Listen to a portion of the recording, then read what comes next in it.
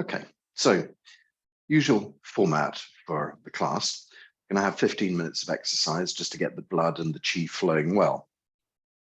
If the exercise part's too challenging for you, you could always try doing it sitting down.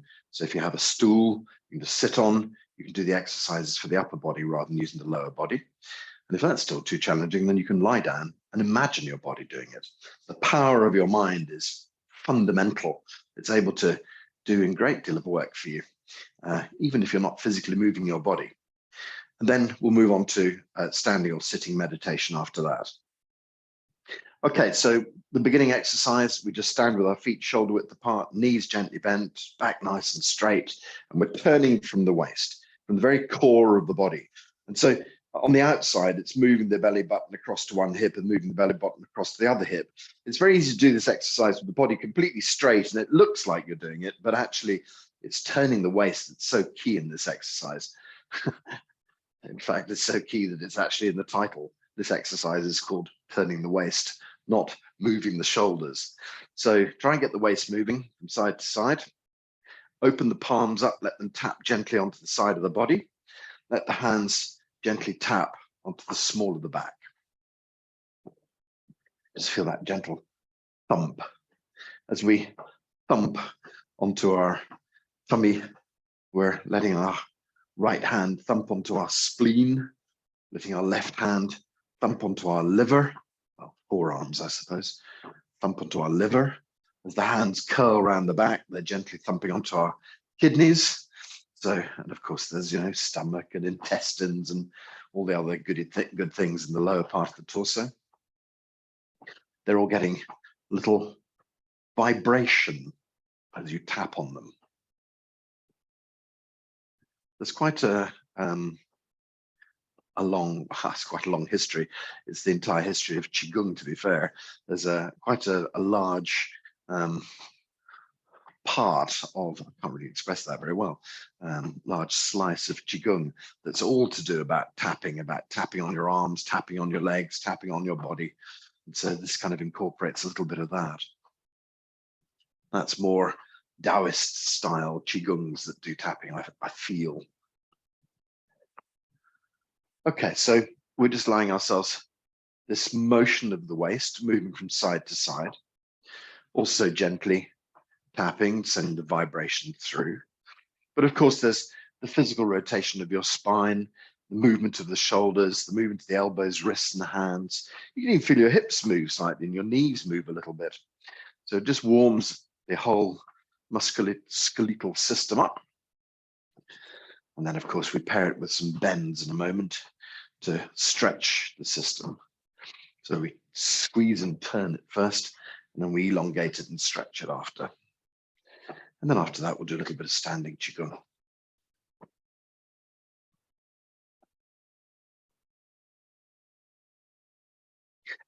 So as ever, my mind is on healing and how to bring about healing. I've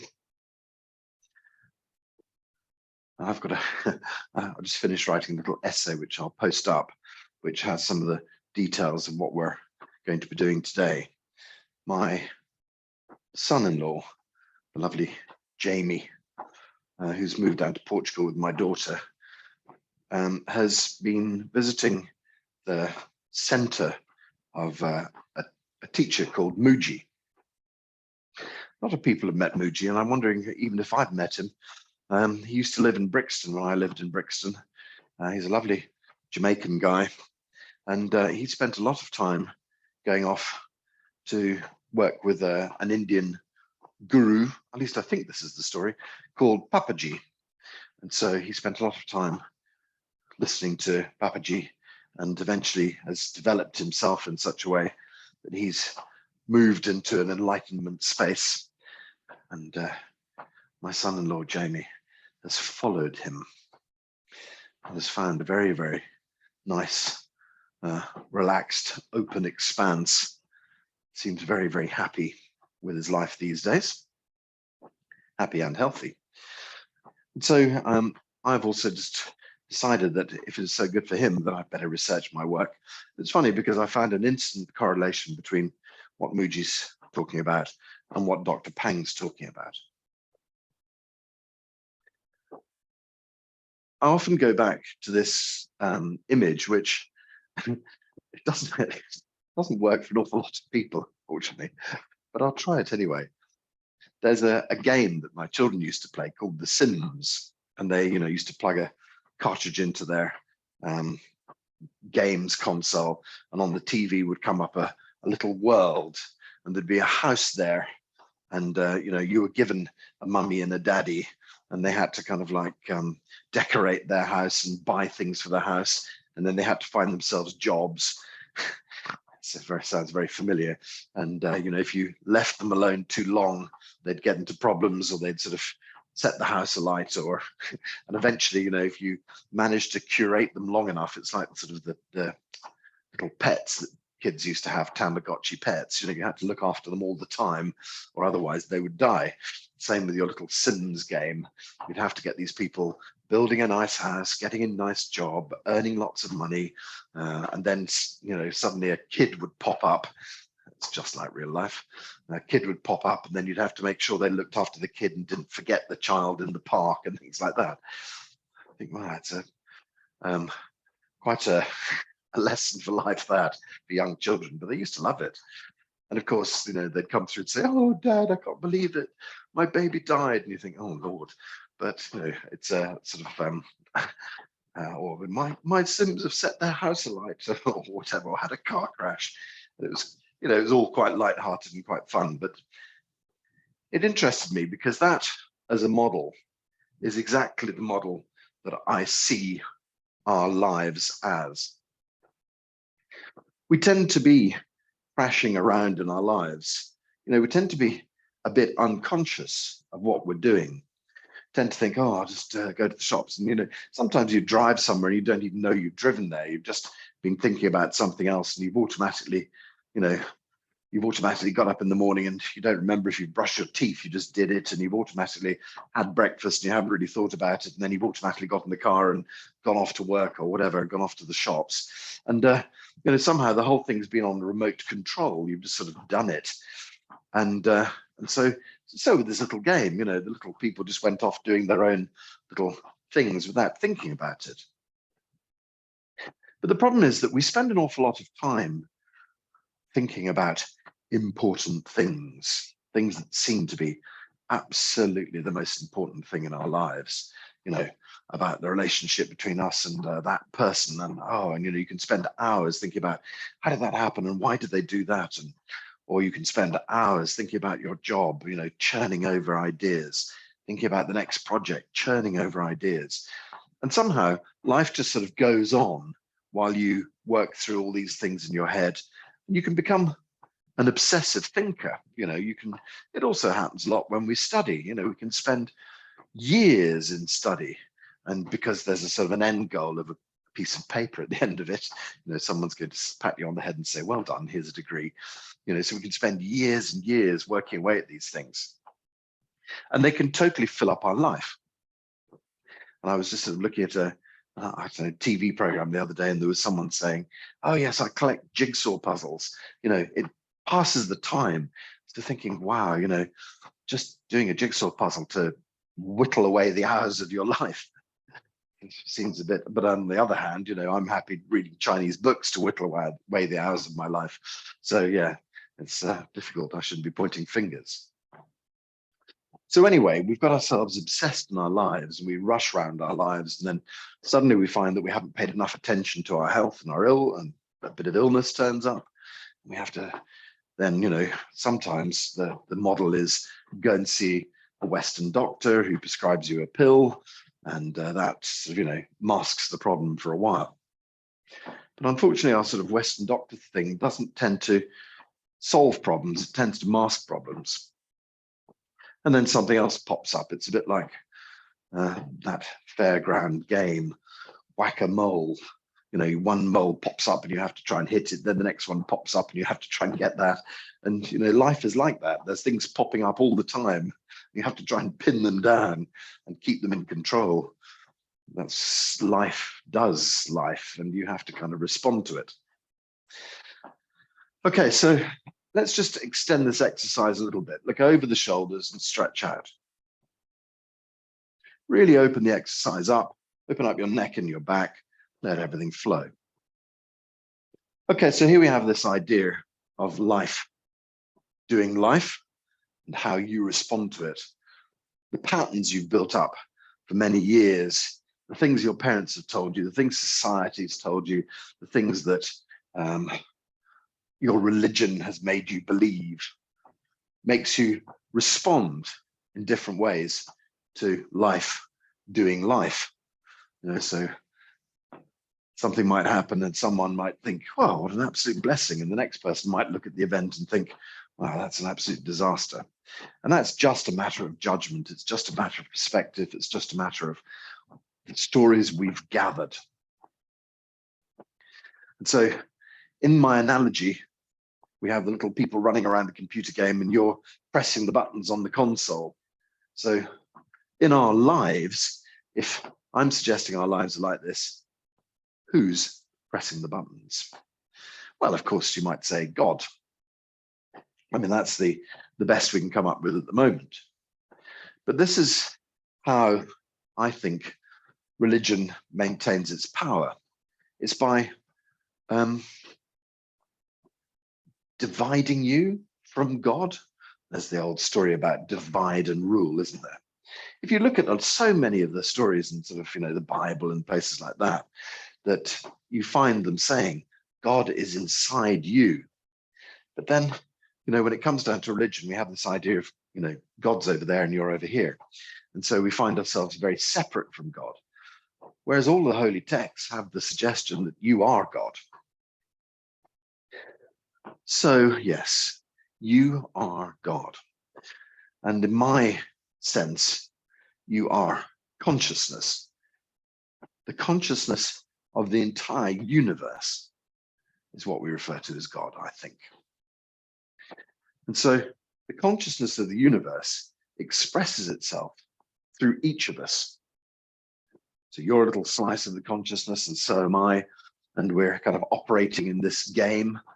But ultimately, consciousness is trying to learn more, and each of us is a little experiment running to see how things work out. And as we know, some sort of young, crazy experiments crash a car and end the story very young, and some, careful experiments run on until their 90s or their hundreds. And everyone's experience is completely different. It might look the same, but it's always different. And slowly but slowly, consciousness builds up the catalogue of what it is to experience itself.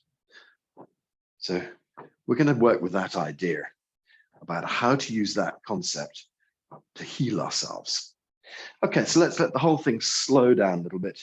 Gently, gently, slowly, slowly, comes to a stop. If you're feeling lightheaded, gather chi up in a huge ball and pour it down through the body all the way to your belly, and then connect into the earth. So if you're feeling lightheaded, you can really use this idea to draw the chi back deep inside you, draw it back into your belly to bring you back into your center. And then let the hands relax and feel the connection to the earth so that we're both earthed and connected upwards and very much in our center. If you feel relaxed and fine, you don't have to do it with any kind of aggression. You can just let your hands drift through, bringing you back to the core. But sometimes, even after you've been doing Qigong for 30 years, you can feel a bit lightheaded. So always looking out for that. Gently manipulating the Qi to make ourselves feel comfortable once again. Okay, so next time we take the hands up and down, we'll just go into our simple forward and back bend, side bend routine. So it's just as simple as lifting the hands up in the air, up into a nice long stretch above the head. And then we're just going to maneuver the top of the neck. So the body stays straight, just the arms and ears try to go over. When the arms are parallel to the floor, then you can let the upper back, middle back, lower back bend, and let the body gently hang down. Okay, so we're taking all the pressure off the back of the neck. Just let the body hang here. Knees are soft, back is bent, back of the neck is soft. We're not lifting the head up, we're just letting it hang down. We divide the foot into 4 pieces. So we stretch gently in line with our toes first. And then release that. Imagine a line between the roots of your toes. Gently stretch towards that. And release. Imagine a line between your insteps. Gently stretch towards that. And release. And imagine a line between your heels, stretching back towards that, or as deep as you comfortably wish to go on this last bend. Great. Body hangs and relaxes. Lift the tailbone to point up behind you, up into the blue sky, and then swing the tailbone to the front. And that helps you to start assembling the spine, bring up the head, the arms, the ears as one piece.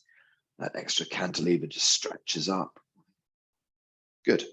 Our knees and our hips drift forward as you gently lean back. Up and gently back. Up and gently back. So the knees go forward, the body leans backwards. Up and gently back. Good. Stretch the hands up into the blue sky. Let's do the left hand side. So just let the left hand come down, open up on the right. Just gently stretching open. Right hand goes down and gently opening up on the left. Down the left hand side. Open the right. And down on the right hand side. Opening up the left. Good, so that's the whole of the bending routine. Let's just run through it again. So we'll go again. Knees still soft this time. Try and get the arms and ears to move, which just cranes the neck over. And then when the arms are parallel, you can start to bend the upper back, start to bend the middle back, bend the lower back, and let the whole body relax easily down. And just let the body hang and relax there. Great, okay, so we just extend softly down towards our toes. And then we release that bend in line with the roots of our toes. Release toward the insteps. Release back toward the heels. Relax, release, body hangs. Tailbone lifts up behind. Tailbone pushes to the front. Spine gently rolls up. Then the head and arms come up as one piece. That just stretches the nape of the neck again. Knees and hips drift forward as you gently lean back. And up. Gently back. And up. Gently back. And up. Once more. Okay. Side bends. Left hand down. Open on the right. Right hand down. Open on the left. Down on the left. And down on the right. Good. Draw the hands up into the blue sky. Nice stretch. Okay, so we're going to try and do the next 2 sets with straight legs. So that'll just stretch out our hamstrings as well. So stretching up, head and arms only. Then the upper back, then the middle back, and the lower back. Allow the body just to hang down here. Keep the legs as straight as you can, and just allow the body to hang and relax. So that helps open up the hamstrings. Shift the weight a tiny bit forward to your toes. And as you just hang there, you can feel the weight transfer into the front of the foot, and just lengthening the hamstring at the back of the leg somewhat. Okay, so we're going to stretch further down towards the toes and release in line with the roots of our toes. Release toward the insteps. Release back toward the heels. Body hangs and relaxes. Tailbone lifts up behind. Tailbone pushes to the front. Spine gently rolls up. Head, arms, and ears follow up, and we stretch up into the blue sky. Let the knees and hips drift forward. You lean back. Up. And gently back. up, and gently back. Up, and gently back. Good. And stretch up. Let's do the left side of the body, left hand down, right hand opens. Down on the right. Open the left. On the left.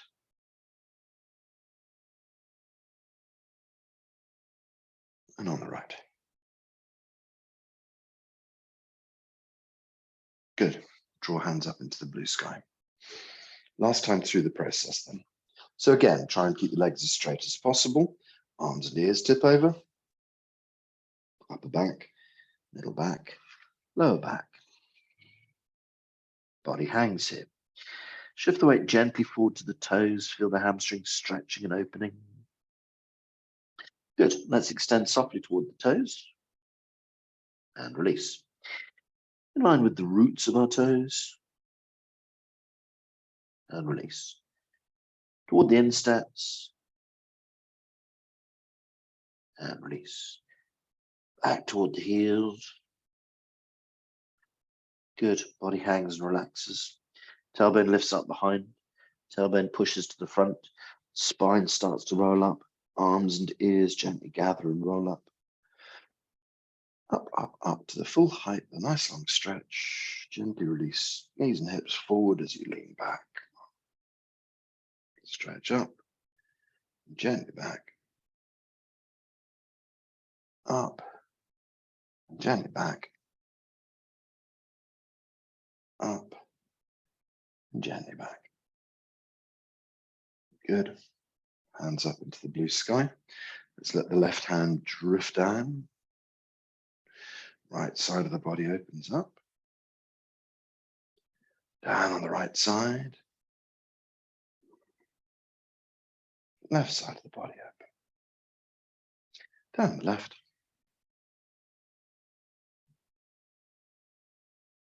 And down on the right. Good. Draw the hands up into the blue sky and stretch. Just release the hands gently down the sides, drifting down.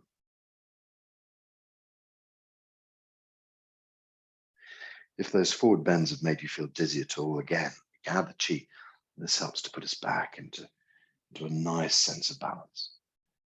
Draw chi down. Move the chi deep inside the body.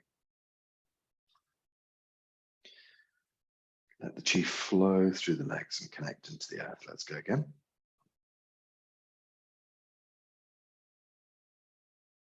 Pull. Draw the chi down to the very core of you. Lower dantian, storage area of chi. If lower dantian is full of chi, then the body can heal with ease. Gather its energy with the hands. Imagine pouring it through the body. Drawing chi hands down through the chi body, focusing all of this energy, you're moving deep into the belly. And then let the hands relax and the chi flows down the legs, back into the earth. Let's gather one more time and put our hands onto our tummies. So this is great for gathering chi, but also you can focus the chi deep into the belly just by bringing the hands all the way down.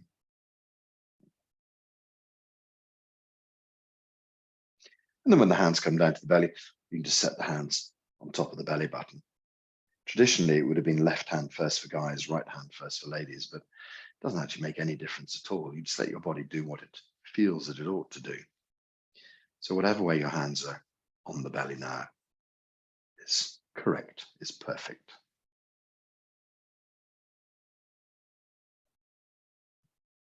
Let the whole body relax.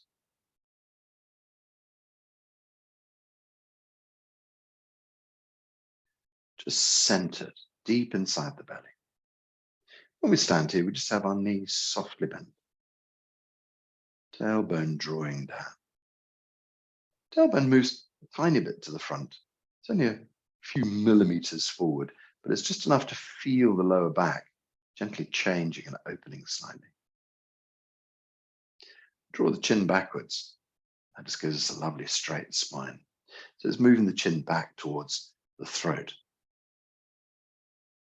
When we stand in this posture, we've got to have our knees slightly bent. That allows chi to flow much better in the leg. But also, as you notice, when you bend your knees, it just moves the weight a tiny bit to the front of the foot. So on the sole of the foot is a point called Yong Quan. And the more you sort of press Yong Quan, the more it opens, the more you connect yourself to the earth below. When we straighten our spine by kind of dropping the tailbone down, but pushing the top of the head up, you get a lovely straight spine with this kind of odd dual movement that kind of stretches the spine down and up away from itself, as it were. The top of the head, by Hui, opens up to the blue sky. We have chi pouring down from the heavens. So you have the head and chi pouring down, you have the earth chi surging up. Your body just softens and relaxes and allows the chi from all around you to start to be absorbed by your body. There's also this aspect of making space to be able to absorb chi. What if there's just too much, let's call it rubbish, inside? We need to make space.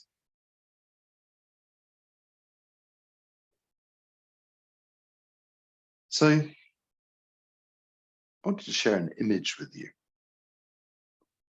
while we stand here. Some of you may have tried the body-mind online course that my colleague John and I put together for you. John found a studio to practice in Suffolk.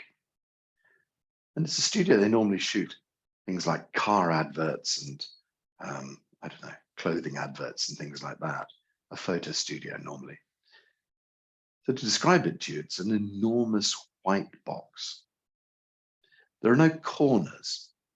Everything is curved, so you don't see a seam or a corner. The lights above are white, pouring white light down into this enormous white cube. It's quite disorientating. There's no sort of point of reference, as it were. I found that when I was trying to stand on one leg, I became incredibly wobbly. There was no kind of like horizon line or anything to concentrate on. Just an enormous white space.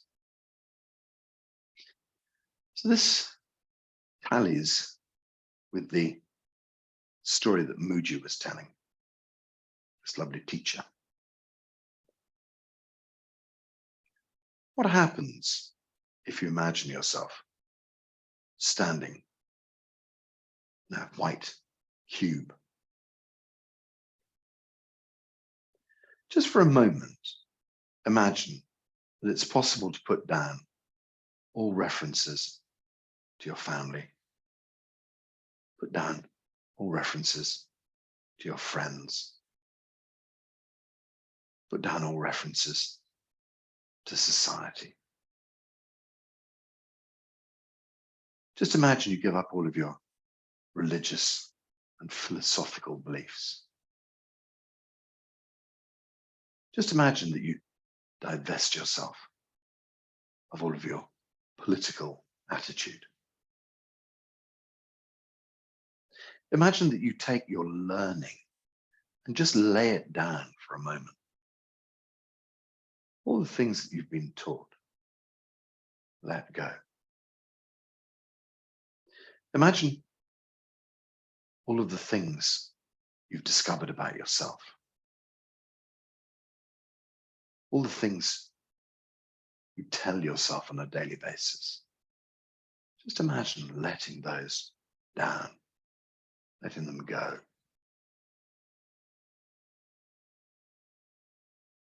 All the things that people have told you about yourself. Just let them go.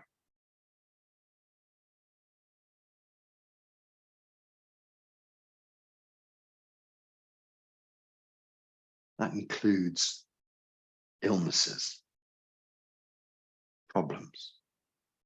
Lay them down.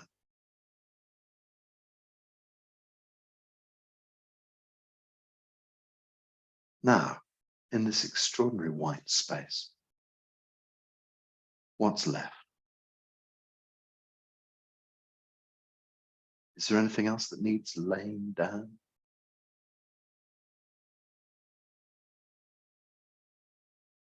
Assuredly, what we have left must just be the true essence of you. The perfect, pure version of you.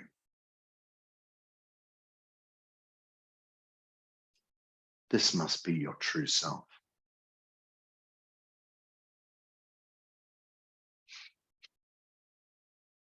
When you think about this true self,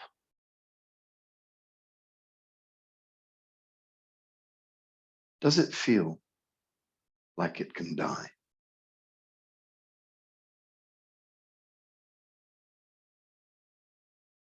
Does it feel like it was even born?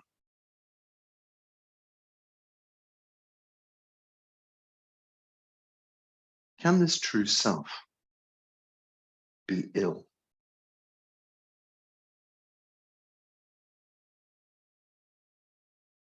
Can this perfect, pure you take sides? Does it want to fight? Does it want to be separate? Does it want to make judgments?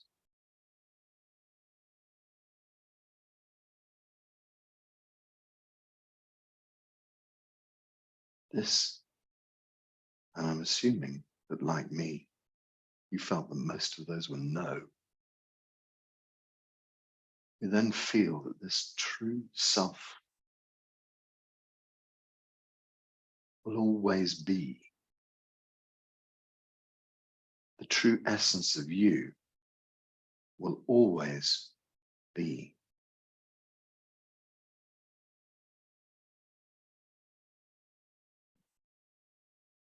Can never be destroyed or deleted.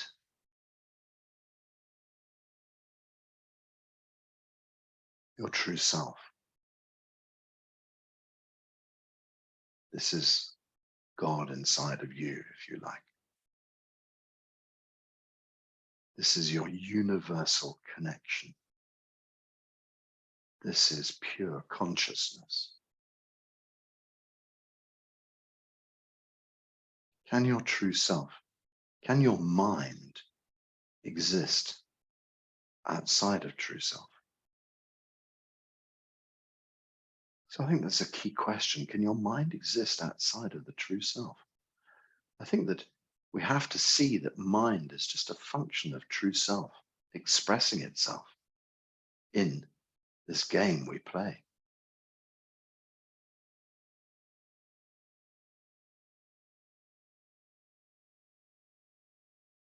So as a function of the true self, that would suggest that we could make our mind do whatever we want, and that perhaps having not been acutely aware of our true selves for all of our lives, the mind has just gone off and done its own thing. But now from a true self perspective, anything can be changed. If you truly are God, but there's been a filter system placed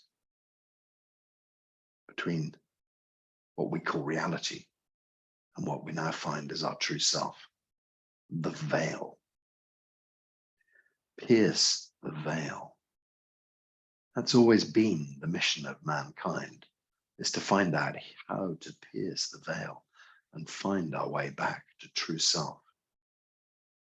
So here we find ourselves in our true self being, perfect in every way.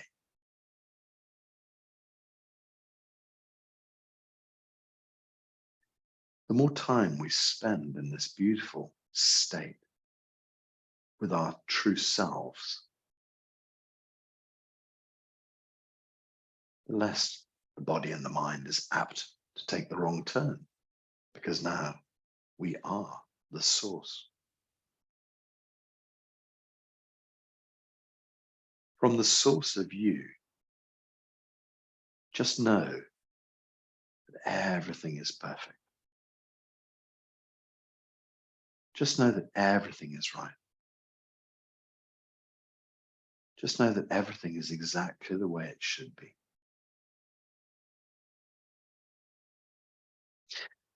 So from the cognizant mind perspective, the mind would say, oh, everything's wrong. Nothing works. My body's broken. Things are wrong. Finances are bad. The world is at war, blah, blah, blah. But from a true self perspective, this is exactly how everything is supposed to be. You are gently running through this experiment on behalf of your true self. But some along the way, you lost the manual. Some along the way, you forgot how the program worked. You forgot everything. And that is indeed, I suppose, the blessing or the curse of having been a human being, is that we take this challenge to have a veil drawn over our true self. At some level, we've always known it's there. We've always suspected it was there. But we blunder on through our lives, hoping it'll all turn out all right. Now we have this true self perspective, where we know that everything is perfect. None of these things in our lives matter. You go on forever. Your true self can never be destroyed. The essence of you is perfect. So the first thing that we discover in that story is that, well, death has no sting because you continue forever. The only thing that will be lost is our ego. I think a lot of people try and get rid of that very quickly when they discover how strong it is. So you as an eternal being need have no fear of this life. The next thing we discover is that from this perspective, as our true selves, now we can take a different path. Now we can look at the life we lead from a different perspective. From your true self perspective, look at the elements of your life. Look at your partner, your job, your family. And just realize that they are all part of this extraordinary experiment. Just remind yourself, nothing matters. Nothing matters at all. There is no such thing as a wrong turn.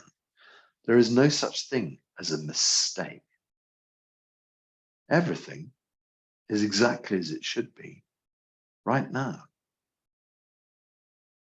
But remember, that doesn't have to remain that way. If suddenly all of the pressure is taken off you, if suddenly you realize that none of this matters at all, now you can live your life with a bit of joy. Now you can live your life openly and happily. Because everything is right. Nothing is wrong. It takes a lot of pressure off. You can release your foot off the accelerator. You don't have to be going at 100 miles an hour anymore. You just relax and allow it to be.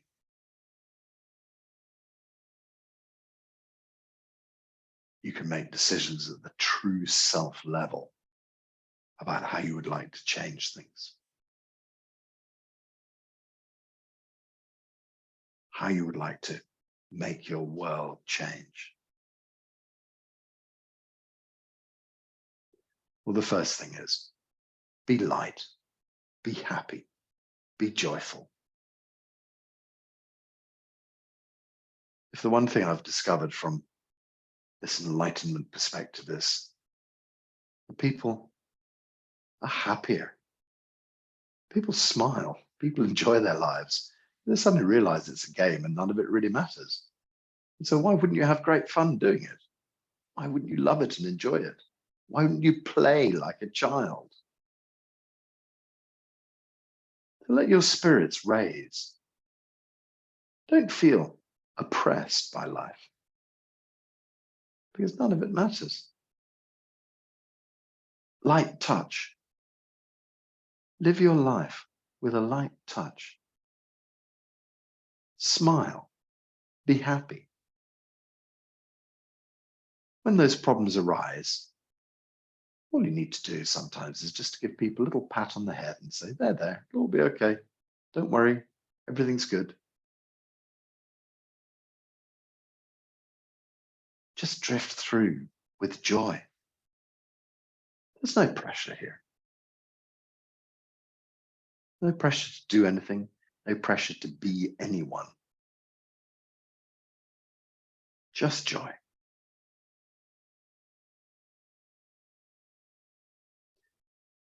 So as our true self, we can do a little bit of La Chi. We can just allow everything to dissolve. So from our true self perspective, we can just let our hands gently open up. When we move the hands apart, we can just let all of those problems gently dissolve out into the blue sky. When we drift our hands back together again, we bring healing focus back into our lives. So think about what that looks like. Let's set an intention for ourselves. Which way are we going to go with this? When you dissolve, what is it that you wish to dissolve? What is it you want to let go today? Let's just think about blockages in the life. Could it be a person? Could it be a place? Could it be a time? Could it be a forthcoming problem? Something that's looming on your horizon that you worry about? When you realize in this chi state that we can make anything change, we can dissolve and change anything. And when we bring our hands back, we can funnel this chi back into our reality. I'm sure you can feel me doing air quotes when I say reality, because reality really isn't all it's knocked up to be. Reality is just this Sims game that our consciousness loves to play. And our consciousness just has fun with it. But we find it rather gripping. We find it rather problematic. From our Earth perspective, it's all kind of, oh gosh, what a struggle, everything's going wrong. From the consciousness, true self perspective, it's just laughing along and saying, oh God, can you imagine? I didn't know it's going to happen like that. How funny, and so we have to just allow ourselves to take that true self perspective and think, okay, well, fair enough. If that slice of consciousness being, my brother, my uncle, my son is going to behave like that, well, that's his story. That's fine, let it all go, dissolve, no problem, because nothing is personal. Life just does life. All of these events out there are created to see how you'll react. How will you react when some bill comes through the door? How will you react when someone says something cutting to you? How will you react if someone is thoughtless yet again? And you have two choices always. You could say, grrr, I feel so cross about that, I'm going to blah, blah, blah, blah, blah. And that would be the reality, in inverted commas, reaction to it, like reality TV, whatever that might be. Reality, really? So when you look at reality TV, Big Brother or whatever, something like that, that's about as real as this extraordinary experiment we're going through. You are in the big brother house. You always have been. And so now you have to think up a new strategy in the big brother house to shock and awe people. But actually outside of it, nothing is real. And so you have to think about, that's fine. It's just a game. Who cares? You can take it personally if you wish. Entirely up to you. Alternatively, you can just step back and smile and say, oh, well, didn't expect that. Never mind. What's next? And don't let anything stick to you. Don't take anything on board. So we're trying to lighten ourselves of these loads. We're trying to let go of the family. We're trying to let go of relationship. We're trying to let go of the dogma imposed by religion. We're trying to let go of the dogma imposed by society. We're trying to let go of all of these things that bring us problems. And we're trying to walk gently without leaving a trace, walking down a beach without leaving a footstep in the sand, gently drifting our way through. A trade name came to mind there, like Teflon. That's always what people used to say about sportsmen who didn't manage to get injured. You know, they were like Teflon, impossible to hold on to or tackle or catch or knock over or whatever the case was. And so, yes, you have to have your own Teflon coating as you glide through this world. Actually, I think Teflon's an incredibly toxic thing, so it's probably not a good image, Teflon, but you do get the idea. Gently gliding through without attachment. So we prepare an area of our life, an idea that we'd like to dissolve and let go of. But you have to do letting go to create space. Because if you don't really let go, then how are you going to bring in new ideas? How are you going to fill yourself up with fresh energy? So we really need this idea of letting go. So set your intention from your true self perspective. We're just going to let go at the deepest level.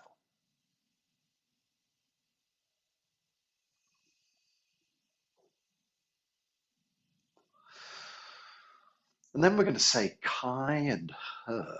So Kai is dissolve, let go, let go. And then when we say her, it indicates bringing chi back in, drawing back amazing healing energy. And perhaps you might want to say Kai her a few times and then go quiet. Perhaps you might want to just say Kai her inside your head rather than out loud. Perhaps you might want to say open and close instead of Kai and her. Just allow the ideas to be right for you. Not my prescription. This is what works for you. So when we say Kai, we gently let everything dissolve and soften out into the background. This is this process of putting something down, of letting go of it finally, so that it's no longer attached to you, no longer part of your life. And then when we say her, we just imagine our universe filled with fresh, amazing chi, wonderful new energy, great ideas. We draw those back into our bodies.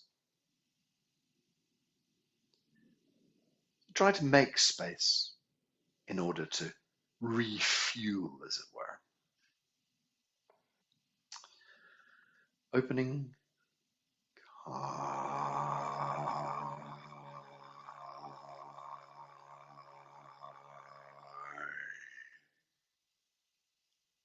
Letting go, releasing, relaxing, all problems dissolving. And then gathering new, fresh energy from the universe.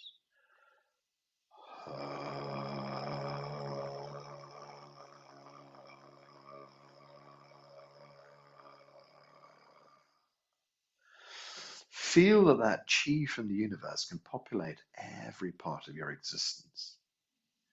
Fill your, well, reality with this new energy and chi. So in this state, we always have our true self. We always have consciousness deeply connected into our lives, deeply connected into every aspect of our body.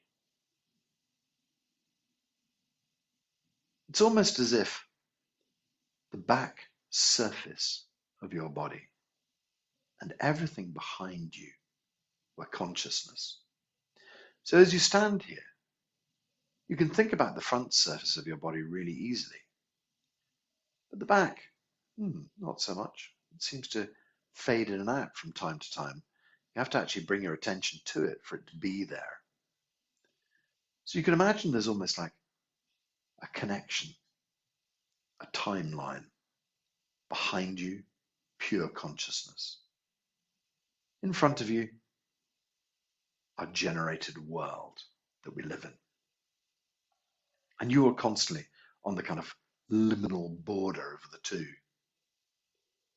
Half pure consciousness, half physical body. It's one of those crazy ideas. You can't see the back of your body. You can see it in a mirror, but of course that requires you to look forwards into a mirror to see backwards. Just imagine this idea, the whole back of the body. You just have consciousness, the vast universe behind you. And in front of you, you have the known world of your making. So here you are, this conscious being, constantly streaming ideas through into this reality that we play and make. So in that reality, again, let's dissolve things that don't seem to work.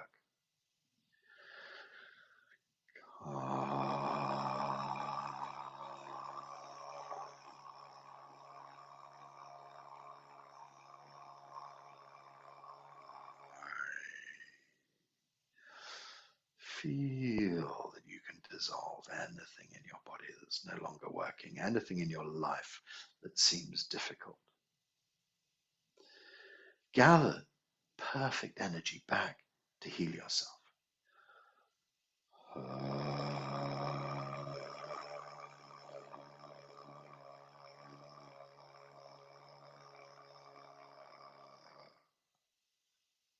Letting go.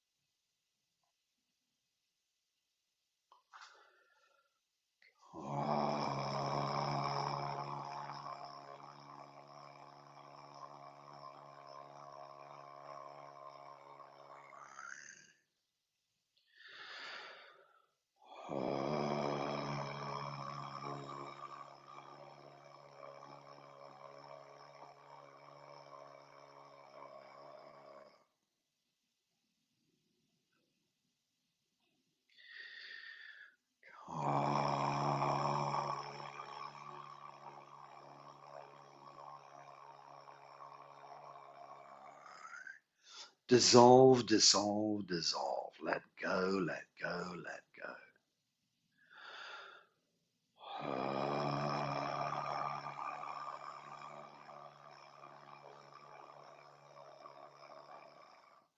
Her draws energy deep inside your body to heal, brings incredible healing energy back inside.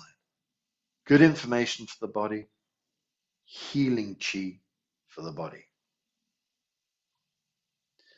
Allow it to percolate through. Allow it go directly where it needs to go.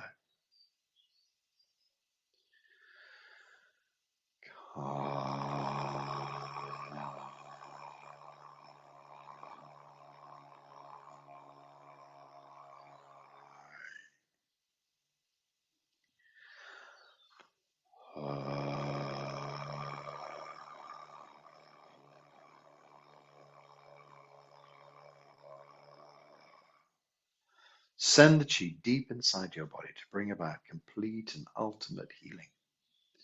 Feel that every single wave of chi can bring about what's required. You know about healing.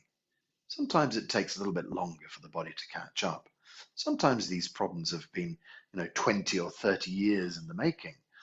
But every single little step is a step towards healing and away from illness. So just be with it, go with it, allow it to happen. A few more times then.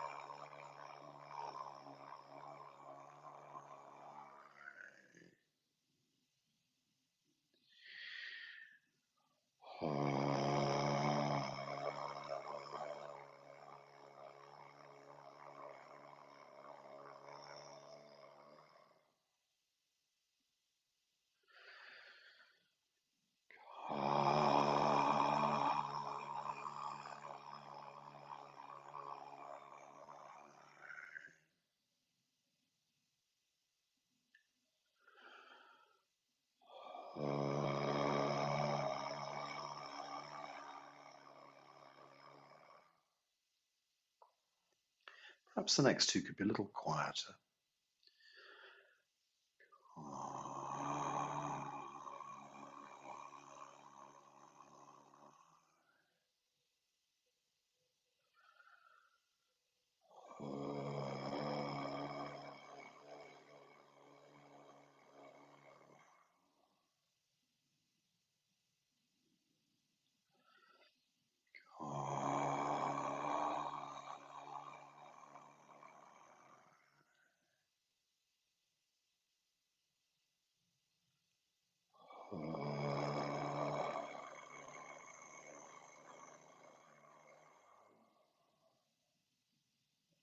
We can do the last two just with our breath and our hands, silent and inside.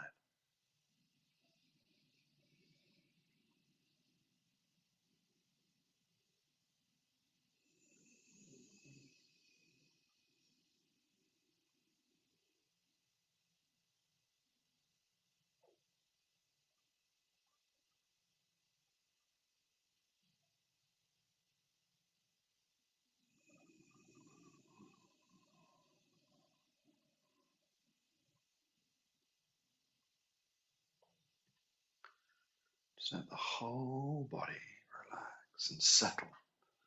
Let the whole body feel open. Feel the power of this energy you've drawn inside your body. Feel the power to change your body, change your mind, change your life, change your outlook, change your perspective, change your demeanor. All of these things shift and change as the new flows of chi start to reroute themselves in your body, start to find new ways of building and rebuilding. Nothing has to matter anymore. All fear just dissolves.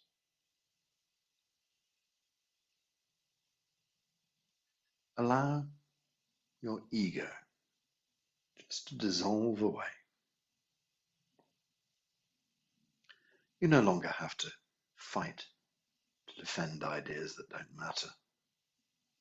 You no longer have to grasp your place in this world.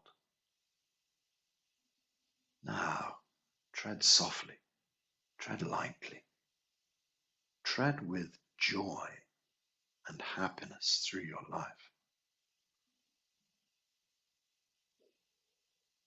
Light touch, nothing matters. Smile. I think it's time to bring our hands gently back to our bellies, to hold this chi inside, to feel this amazing energy that we have gathered. Feel it deep inside lower dantian. Imagine that you can stream this chi up your spine into your brain. Imagine your shoulders and arms bathed in chi down to the fingertips. Imagine your spine bathed in chi. Between every spine, you have beautiful buffers that keep the bones apart. Plump them up. Give yourself a beautiful working spine where everything moves beautifully, where chi keeps the chi bones in perfect place. Perfect working neck, all the way down to perfect working tailbone. The cartilage well, the sinews well, the nerves that weave in and out of your spine in perfect working order. Into your chest, we feel about the lungs and the heart. We think about those strong, healthy, working well. Think about strong lungs, strong heart. Lower down into the torso. We think about stomach and spleen working well, pancreas working well, liver and gallbladder in perfect working order, kidneys and bladder in perfect working order, all of our intestines working well. And down to the lower part of the torso, the sexual organs, everything in good order, working into the tailbone and the hips, everything working well. Down to the thighs, dissolve and heal your thighs and your knees, your calves and your ankles, your Achilles and your feet. Everything in the lower body working well. And chi and blood flows well through the body. Feel the whole body, down your head and your shoulders to your fingertips, your spine to your feet, completely dissolved into chi. Everything working well. All functions of your body returning to perfect working order. All functions of your body normal. All functions of your body normal.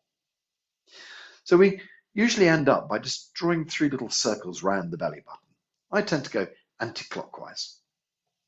3 circles round, and it just draws back any excess chi deep into the belly, centers and brings you back into the core. After doing all this dissolving work, we have to kind of rebuild our body and bring ourselves back into this present game we're playing.